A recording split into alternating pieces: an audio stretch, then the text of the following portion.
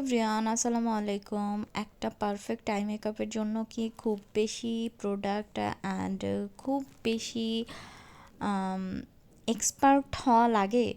একদমই না। জাস্ট কয়েকটা কি আমি বলবো, জাস্ট ব্লেন্ডিংটা যদি ভালোভাবে আমরা করতে পারি, স্টেপ বাই স্টেপগুলো ফলো করতে পারি, দেন এমনিতেই হয়ে যায়।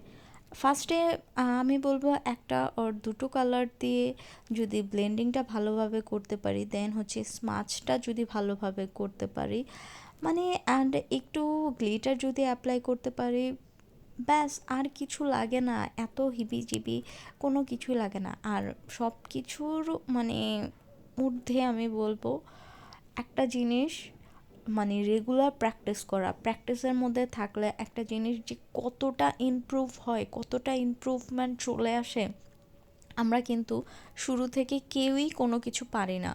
বাট প্র্যাকটিসের মধ্যে থাকলে আমাদের কিন্তু ডে বাই ডে যে কোনো কাজের ক্ষেত্রে ডে বাই ডে একটা খুব ভালো ইমপ্রুভমেন্ট আমাদের মধ্যে চলে আসে।